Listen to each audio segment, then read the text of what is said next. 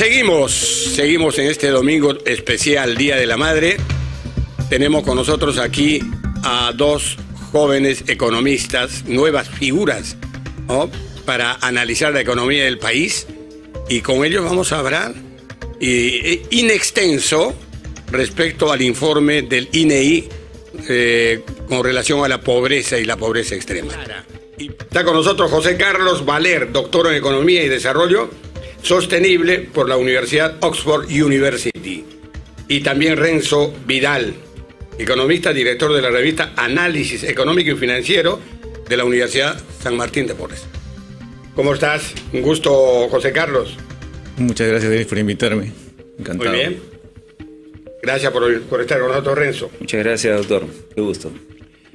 Bueno, una primera reacción al informe del INEI, ¿no?, que en resumen señala que casi el 30% de la población peruana es pobre. Ese es el resumen, ¿no? Pero algo dramático que me duele a mí es que, ¿no?, cerca de 700.000 personas vivan con un salario de 415 soles al mes y con la posibilidad de gastar 13 soles al día para mantener una familia. ¿Esto es posible? ¿Qué dices, hermano? Bueno, hay cosas interesantes para resaltar del informe, ¿no?, que para complementar un poco lo que hemos visto en el reportaje. Pero un detalle interesante es que nadie habla del 80% que ha subido las personas en extrema pobreza. Es decir, antes de la pandemia tenías 700.000, 800.000 personas en extrema pobreza. Esos que no viven con menos de $2 al día. Hoy es 1.700.000. Eso quiere decir es un incremento de 80%. Ese número nadie la mira porque como no te toca, porque los extremos pobres, ¿dónde están? ¿Y dónde están los extremos pobres? Todos saben que es en la selva rural, y en la parte de la sierra rural, o sea, la parte que no está en las ciudades. Lo que mucha gente no sabe, si lee el informe del INEI, es que el tercer más pobre del Perú está en Lima rural. Lima rural. O sea, en las ciudades es donde concentran altos niveles de pobreza, sobre todo en el mundo, y Perú no es extraño a eso. Entonces, a mí me sorprende que Cajamarca sea la región más pobre, el departamento más pobre. Increíble. Y por eso uno dice, no, pero todo lo que es provincia es pobre. No es cierto. Las ciudades urbanas en provincia hay menos pobreza que en la parte rural de Lima y Callao. O sea, en las ciudades puedes encontrar pobreza mucho más aguda, sí, en la que tendrías que encontrar en los campesinos y agricultores. Y en la periferia de la ciudad, hablemos de Lima. Porque además ellos tienen que comer al mismo precio que comemos nosotros, ganando menos. O sea, la pobreza es mucho más aguda. ¿Y cuál es el efecto ese en el desarrollo económico? Que estás criando gente que no va a comer bien cuando son niños. Las madres no van a ser debidamente alimentadas en los primeros meses de gestación o durante la gestación y en los 2 primeros años de vida del niño. ¿Eso qué va a ocasionar? Gente con bajo coeficiente intelectual, con gente que va a tener problemas en tener buenos salarios y buenos trabajos cuando crezcan. O sea, estás creando una pobreza de generaciones. Eso es lo más agudo, más allá que hoy por temas de inflación hayan subido un poco los alimentos y porque están bajando ya en el mundo. Pero el más grave para el Perú es que estás creando toda una generación de gente que va a ser pobre. Y una generación que no va a llegar a los niveles más altos de una formación profesional, bueno, por falta de una adecuada alimentación y nutrición, porque eso afectará directamente, ¿no?, en las capacidades de entendimiento y comprensión y todo lo demás. Terrible. ¿Qué dice Renzo? Sí, definitivamente golpea la pobreza. De hecho, ya tenemos muchos años, una larga data respecto a ese tema. Sin embargo, la política económica creo que no está orientada todavía a ese tipo de cambios, ¿no? Desde el hecho de que las políticas económicas asumen de que todos somos iguales cuando la hacen, ¿no? El hacedor de política, por ejemplo, del Ministerio de Economía o el del Banco Central, pues si bien tienen todas las herramientas, tienen las capacidades necesarias, pero necesitamos ciertos ángulos o puntos de vista distintos para que llegue una política monetaria, por ejemplo, a aquella persona que está fuera de las zonas urbanas. No tenemos expansiones. Claramente el sector privado va a ver sus costos y no les conviene, posiblemente por economías de escala. pero tenemos un Estado, como el Banco de la Nación, que debería de suplir eso.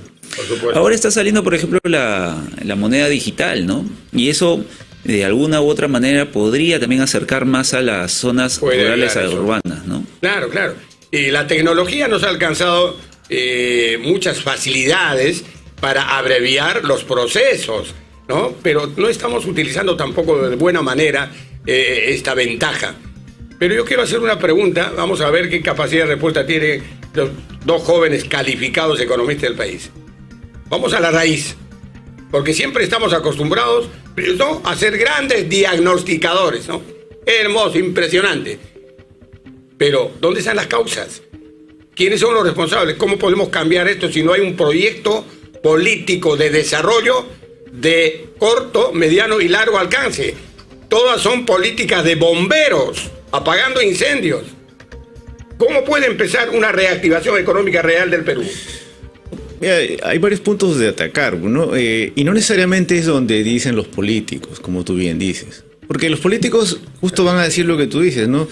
Emmanuel Kant decía, cuando una política no tiene plan, no sirve. Igual cuando tienes un plan sin política, o sea, sin apoyo político, tampoco sirve. Entonces es los dos casos. Entonces, muchos dicen, está mal, ok. ¿Qué se puede hacer?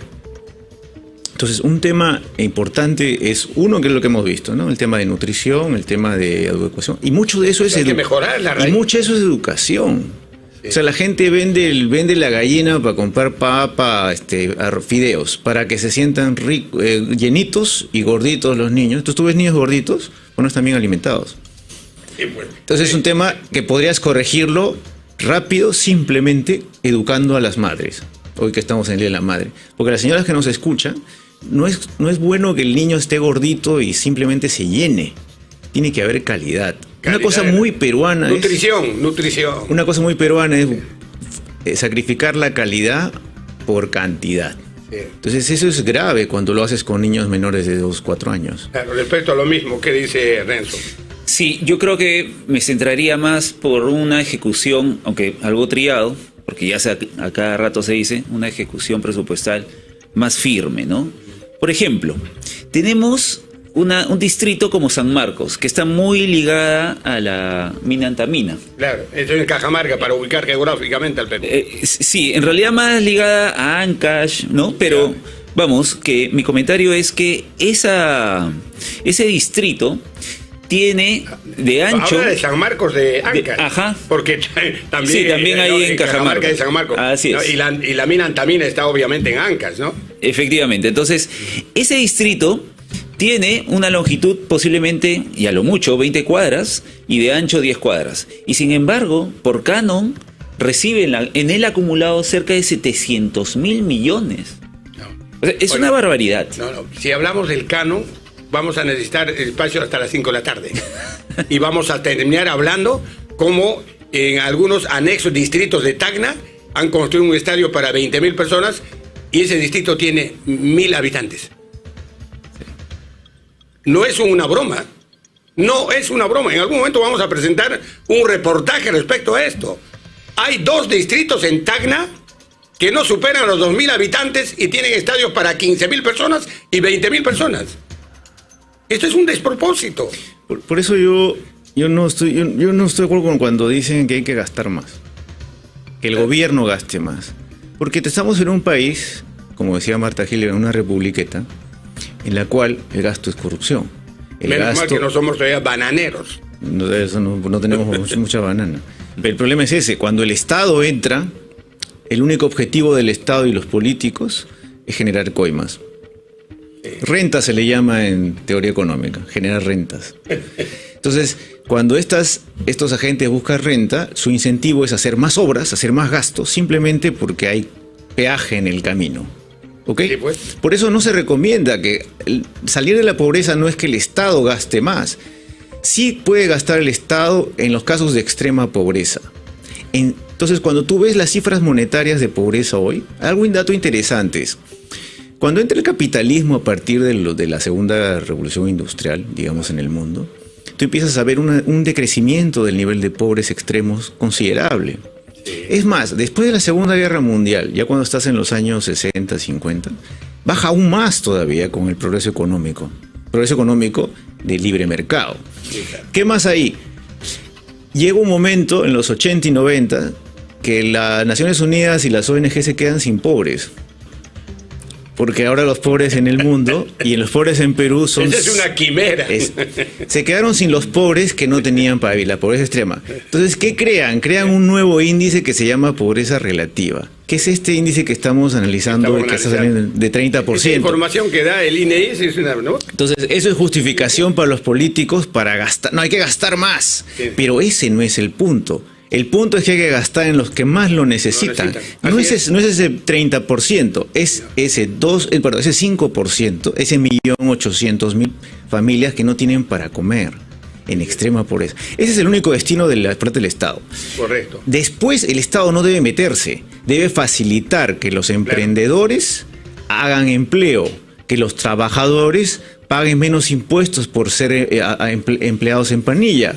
Esas son las medidas que sacan de pobreza. José Carlos y Renzo, esta conversación va a continuar. Por favor, nos gustaría que vuelvan porque tenemos que aprovechar vuestra sapiencia, vuestra formación académica y vuestro conocimiento para seguir haciendo docencia y seguir analizando la economía en el país. Así que no sé si pueden volver a venir con más tiempo, porque esto requiere un análisis profundo y si es posible 2, 3, 4 programas, porque vamos a llegar, ¿no?, al meollo del asunto para entender mejor. Y te dejo con este pensamiento, ¿no?, que está escuchando como el doctor Thomas estaba viendo el tema de la libertad de expresión de la prensa. Tú limitas la libertad de expresión y estás creando pobreza. Porque decían, pero el honor es mucho más importante que...